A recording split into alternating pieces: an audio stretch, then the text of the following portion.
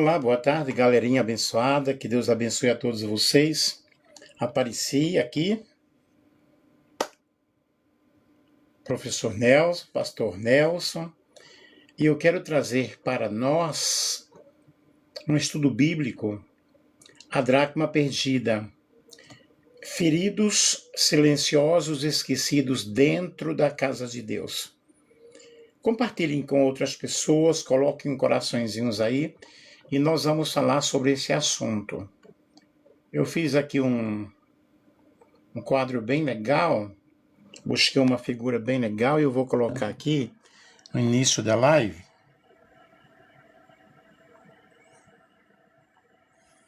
Ó, a dracma perdida, feridos silenciosos esquecidos dentro da casa de Deus. Doutor em Teologia, Nelson Alves de Andrade.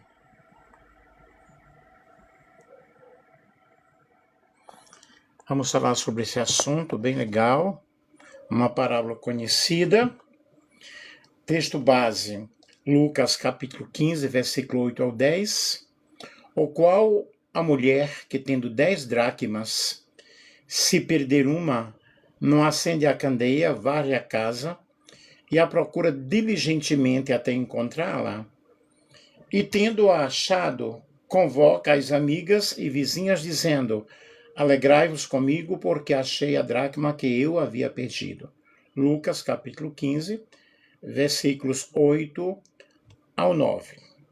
Como introdução, feridos silenciosos esquecidos dentro da casa de Deus. Prestem bem atenção à nossa live, à nossa explicação. Há perdas que não acontecem fora, mas dentro. Há dores que não gritam, apenas silenciam.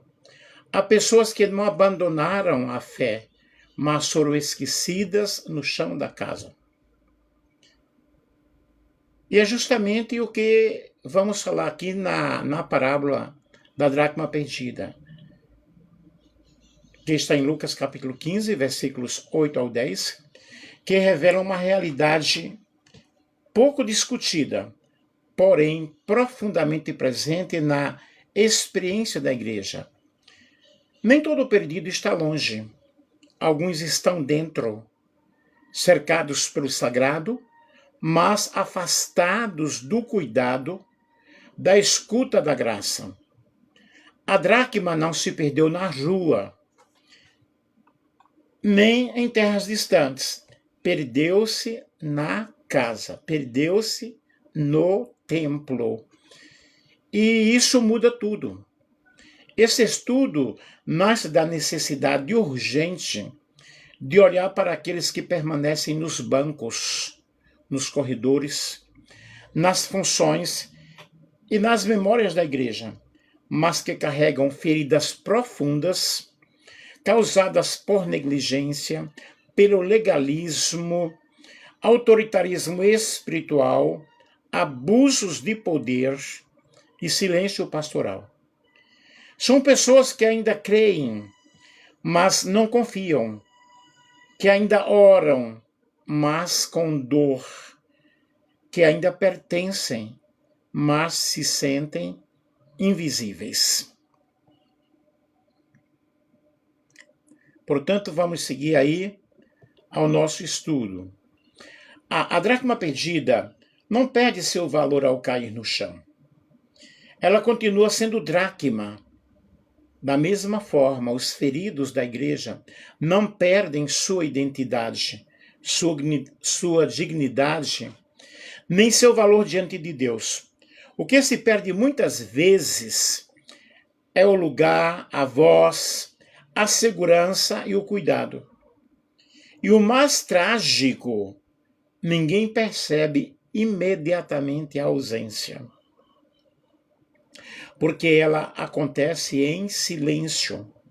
E ao longo desta live, nós somos convidados a acender a luz da verdade, varrer a casa da indiferença e buscar com cuidado aqueles que foram esquecidos.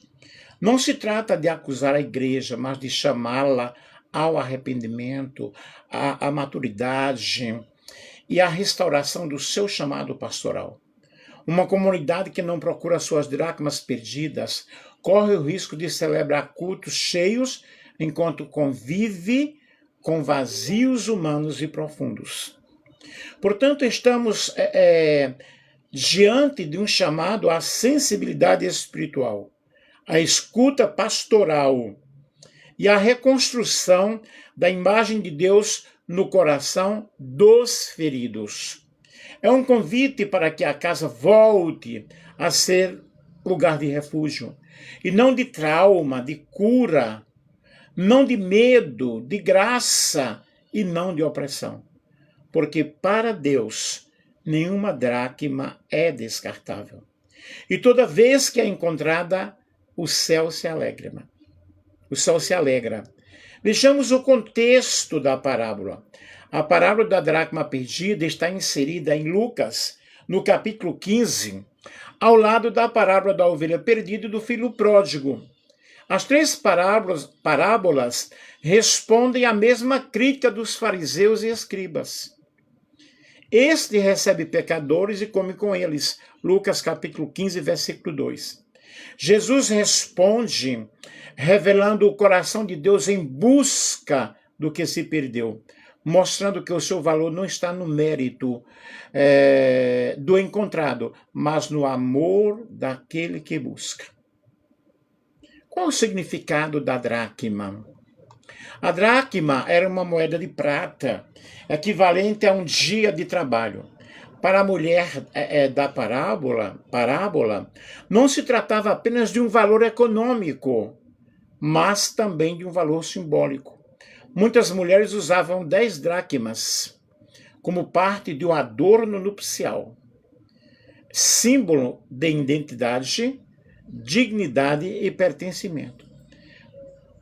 Logo, a dracma representa o valor intrínseco do ser humano, a dignidade que permanece mesmo quando alguém se perde, e aquilo que pertence a Deus, ainda que esteja fora do lugar. A dracma está perdida, mas não perdeu seu valor. Vamos compreendendo aí o que nós estamos explicando e vamos analisando e refletindo, né? A dracma não se perde sozinha. Diferente da parábola da ovelha e do filho, a dracma não tem consciência de sua perda. Ela não se move, não clama, não retorna sozinha. Isso revela uma verdade teológica muito profunda. Há pessoas que não se afastaram por rebeldia, mas por ignorância espiritual, negligência alheia, sistemas religiosos falhos, abandono, trauma ou exclusão. Mesmo assim, essas pessoas continuam sendo valiosas aos olhos de Deus. Vejamos aí a mulher como imagem de Deus. Jesus apresenta uma mulher como figura central da parábola, algo teologicamente significativo em um contexto patriarcal. Ela representa o próprio Deus em sua ação salvadora. As ações da mulher revelam o caráter divino de Deus. Acende a candeia, que é a luz da revelação, varre a casa, procura diligentemente, confronta o ambiente e procura diligentemente, não desiste. Deus não espera passivamente, ele toma iniciativa. E Deus não desiste de você. Coloque isso na tua cabeça. Vejamos sobre a casa e a perda interna. A dracma se perde dentro da casa, não fora dela. E isso é muito crucial. A parábola ensina que alguém pode estar dentro da estrutura religiosa e ainda assim está perdido. A perda nem sempre é externa, às vezes é silenciosa, interna e invisível. Isso confronta uma fé baseada apenas em presença física, cargos ou ritos. Porque não basta simplesmente frequentar uma congregação, frequentar uma casa de oração. É necessário que haja uma mudança interior. Como muitos se perdem dentro da igreja? Perdem-se pela religiosidade sem relacionamento. Muitos estão dentro da igreja, participam dos cultos, conhecem a linguagem da fé, mas nunca desenvolveram um relacionamento vivo com Deus. A fé se torna rotina, hábito ou identidade social, não comunhão. E Jesus advertiu: este povo honra-me com os lábios, mas o seu coração está longe de mim. Mateus capítulo 15, o versículo 8. Cadê os coraçõezinhos aí, gente? Estar perto do sagrado não garante vida espiritual. Ir à escola dominical, ir aos cultos de ensino, ou estar na igreja, cantar no coral, ou cantar no conjunto da igreja ou na banda, isso não significa vida espiritual. Não garante vida espiritual. Perdem-se pela substituição da fé pela função. Há pessoas que confundem cargo com comunhão. Servem, lideram, cantam, pregam, mas não cuida da vida interior. A função ocupa o lugar da devoção. O ativismo religioso anestesia a alma. A pessoa continua ocupada, mas já não está viva espiritualmente. E somente Deus conhece nessas pessoas. A obra de Deus nunca pode substituir o Deus da obra. Perdem-se pela ausência de discipulado verdadeiro. Muitas igrejas produzem convertidos, mas não formam discípulos. Sem acompanhamento, sem ensino bíblico sólido e cuidado pastoral, a fé fica superficial e frágil. Me compreendem? A pessoa permanece fisicamente na igreja, mas espiritualmente estagnada ou confusa. Onde não há discipulado, há perda silenciosa. Perdem-se pelo legalismo e controle espiritual. Ambientes marcados pelo medo, pela culpa, regras excessivas, autoritarismo espiritual, afastam as pessoas de Deus, mesmo mantendo-as dentro da instituição. O legalismo sufoca a graça, produz aparência sem vida e gera obediência externa, mas um coração distante da presença do Senhor. Muitos não abandonam a igreja, mas abandonam a fé por dentro. Perdem-se por feridas não tratadas. Há pessoas machucadas por abusos espirituais. E como a pessoa é ferida por abusos espirituais? O que é um abuso espiritual? O abuso espiritual, ele ocorre quando a autoridade religiosa é usada para controlar, manipular, intimidar ou silenciar pessoas em nome de Deus. Não é correção bíblica legítima, é dominação disfarçada de espiritualidade. Jesus condena esse comportamento. Atam fardos pesados e difíceis de carregar e os colocam sobre os ombros dos outros. Mateus capítulo 23, versículo 4. O uso da autoridade como ameaça. Uma das formas mais comuns de abuso espiritual é transformar liderança em medo. Se sair da igreja, perderá a bênção. Quem questiona está em rebeldia. Deus vai te julgar se não obedecer ao líder. A pessoa passa a obedecer por pavor, não por fé. Aí nós temos aí uma ferida gerada. Ansiedade espiritual, culpa constante e medo de Deus. Temos também aí a manipulação da consciência. Líderes abusivos falam em nome de Deus para impor decisões pessoais, escolhas financeiras, relacionamentos, decisões profissionais, controle emocional. A pessoa perde a capacidade de discernir e passa a viver dependente da voz do líder. Eu conheço uma liderança que as pessoas daquela igreja, os solteiros para casar, teriam que pedir permissão ao pastor e ver se realmente era aquela moça. Vejam que situação. Então a pessoa perde realmente a capacidade de discernir e passa a viver dependente da voz do líder. Pastor não é para dominar a vida pessoal de ninguém. E a ferida gerada é a perda de autonomia espiritual e confusão interior. Culpa crônica e vergonha religiosa. No abuso espiritual, a pessoa nunca é suficiente, nunca ora o bastante, nunca serve o bastante, nunca se sacrifica o bastante. Tudo é interpretado como falha espiritual. A culpa se torna um mecanismo de controle.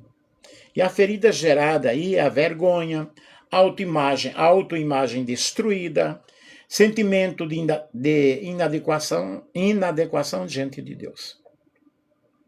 Aí nós temos aí o silenciamento do sofrimento.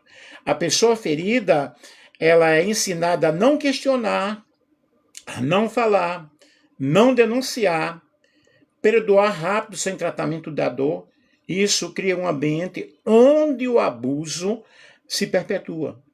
E a ferida gerada aí desse abuso espiritual é repressão emocional, trauma espiritual e sensação de abandono.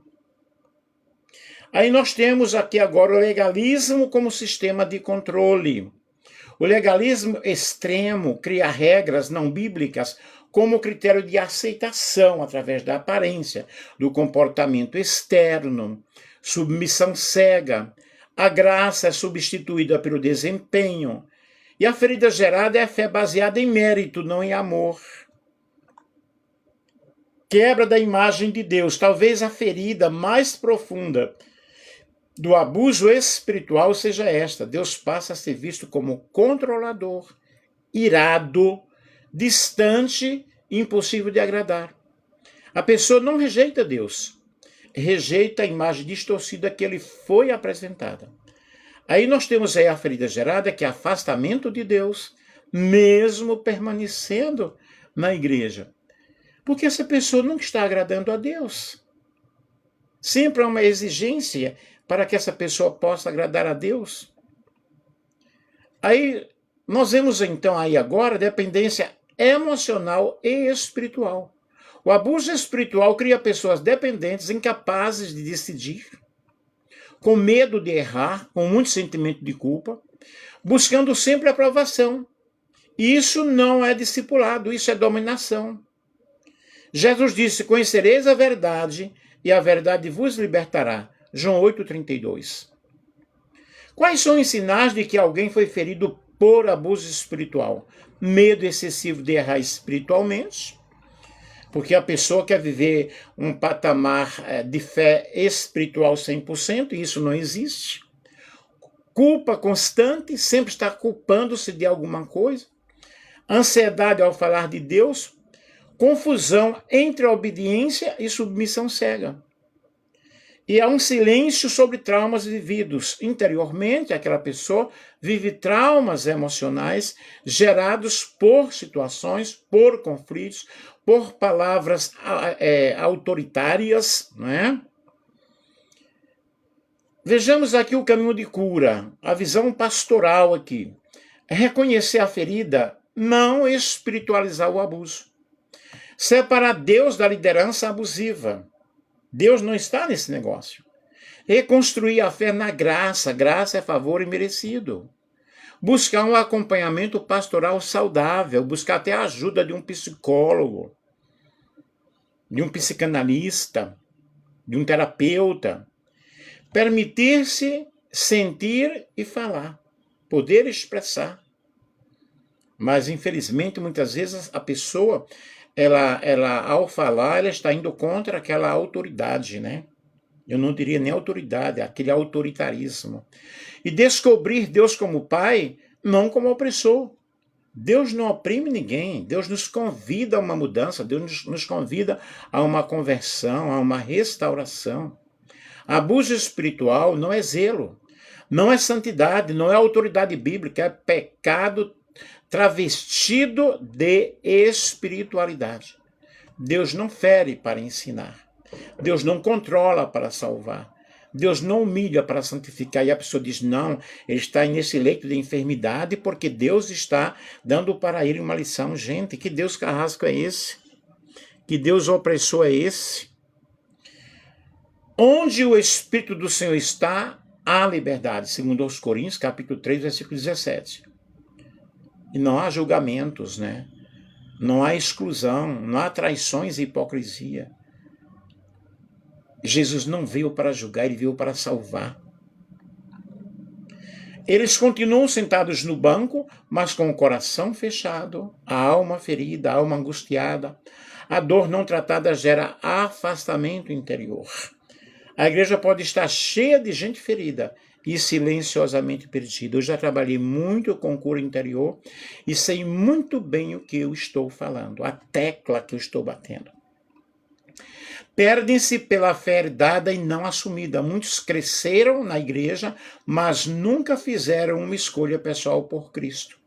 Vivem da fé dos pais, da tradição ou do grupo. Se batizaram, mas nunca tiveram realmente a experiência chamada regeneração, novo nascimento. Nunca tiveram uma conversão. E Deus não tem neto, queridos. Deus tem filhos. Fé que não é assumida pessoalmente, não resiste ao tempo. Por isso que existem tantas pessoas supostamente desviadas, mesmo dentro da igreja e lá fora, né? Perdem-se pela falta de ensino bíblico saudável, onde há manipulação, promessas fáceis ou teologia rasa. As pessoas permanecem confusas, dependentes e vulneráveis, porque elas não podem questionar. Sem palavra sólida, a fé não cria raízes, a consciência espiritual não amadurece, o discernimento desaparece. E muitos se perdem por rejeitar a verdade, mas por nunca tê-la conhecido. Perdem-se por confundir proximidade com salvação. Assim como a dracma perdida estava dentro da casa, muitos estão dentro da igreja, mas fora da comunhão com Deus. Presença não é sinônimo de pertencimento espiritual. A atividade não é sinônimo de vida. Estar na casa não significa estar encontrado. Muitos se perdem dentro da igreja por quê? Cadê os coraçõezinhos aí, gente? A forma substitui a essência. A rotina substitui a fé. A instituição substitui o relacionamento. E a maior tragédia espiritual não é quem sai da igreja, mas quem fica e se perde dentro da igreja. Por isso a igreja precisa acender a luz, que é a revelação e verdade, varrer a casa, arrependimento e reforma, buscar com amor, graça e cuidado pastoral. Vejamos aqui a busca diligente. O texto enfatiza que a mulher procura até encontrar. Não há limite de tempo nem resignação. Teologicamente, isso aponta para a graça perseverante, o amor que não desiste e a missão divina em favor do perdido. Deus não substitui o perdido, ele o busca. Vejamos aqui a alegria do encontro. Quando a dracma é encontrada, há celebração. Alegrai-vos comigo. Jesus conclui dizendo que há alegria diante dos anjos de Deus por um pecador que se arrepende.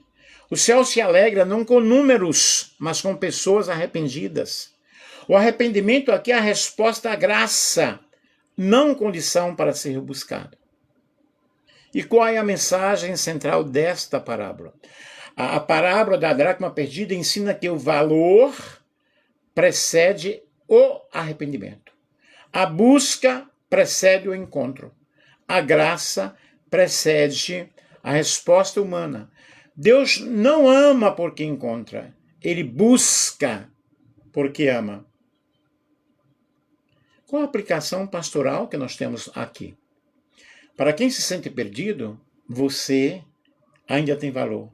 Para a igreja, É preciso acender a luz e varrer a casa. Para líderes, a missão não é apenas cuidar dos achados, mas buscar os perdidos. A dracma perdida e os feridos dentro da igreja. A parábola da dracma perdida, em Lucas capítulo 15, 8 ao 10, é uma das imagens mais fortes e pastorais para compreendermos os feridos dentro da igreja. Vou relacionar aqui de forma bíblica, teológica e profundamente pastoral. A dracma se perde aonde, queridos? Dentro da casa.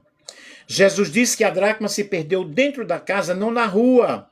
Isso é decisivo. Qual é a mulher que, tendo 10 dracmas, se perde uma? Lucas 15, 8. A casa representa o ambiente religioso, a comunidade, o espaço de fé. Muitos não se perdem fora da igreja, mas dentro dela, por feridas, por abusos, por negligência e por silêncio. Os feridos continuam presentes, mas desconectados por dentro. A dracma não perde o valor, apenas a posição. A dracma perdida continua sendo dracma, ela não deixa de ser dracma.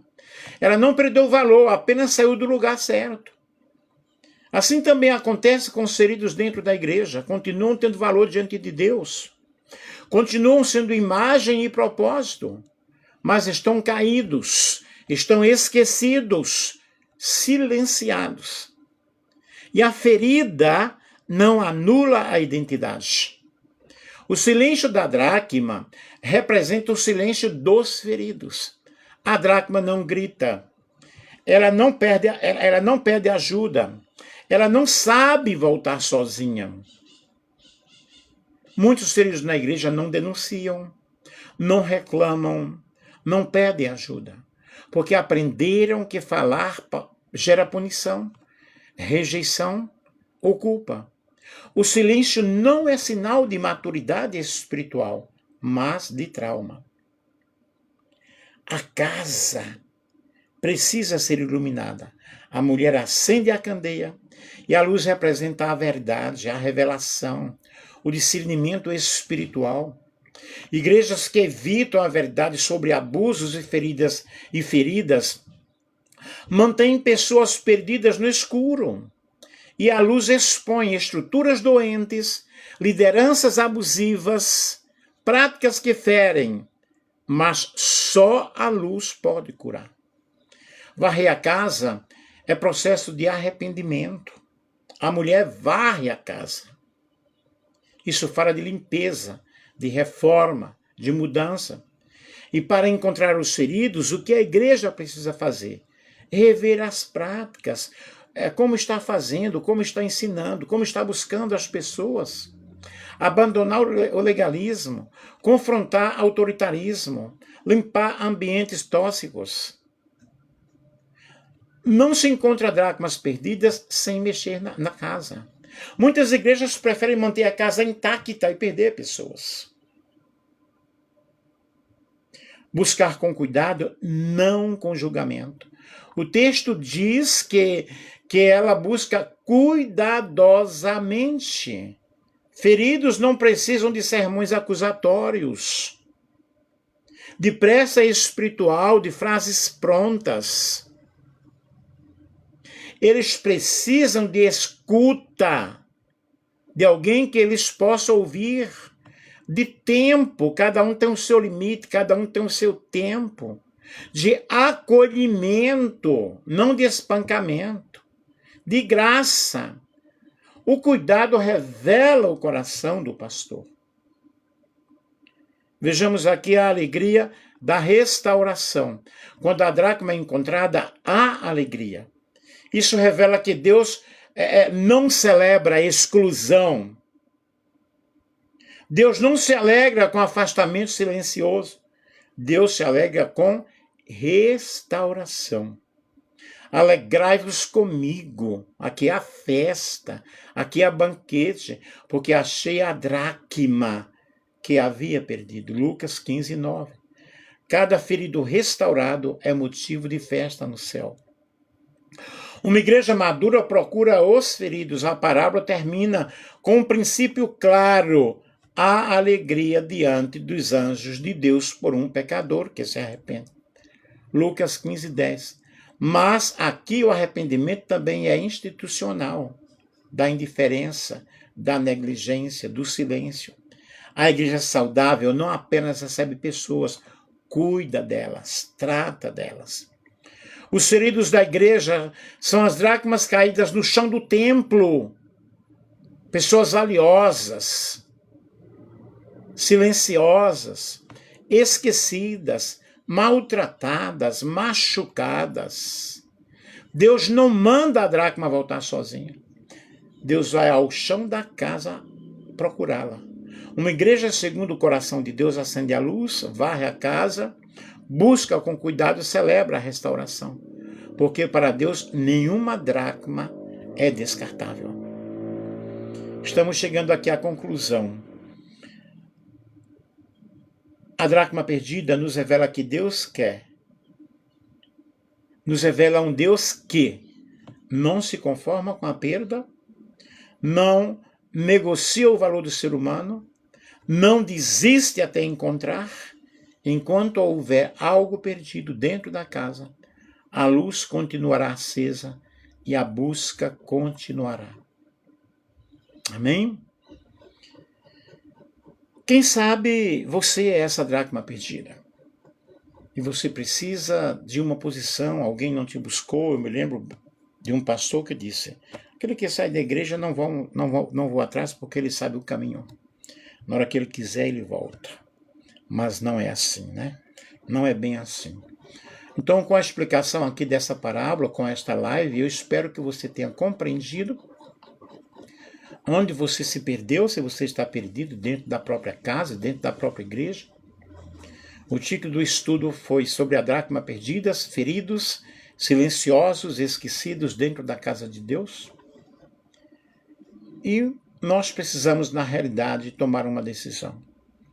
Mas, quem sabe que você está tão ferido que não consegue realmente se reerguer. Mas nesta tarde, pede a Deus perdão e volta ao teu primeiro amor. Amém? Porque Deus não fez nada contigo. De repente o homem fez, mas Deus não. Portanto, que Deus nos ajude, que Deus nos abençoe.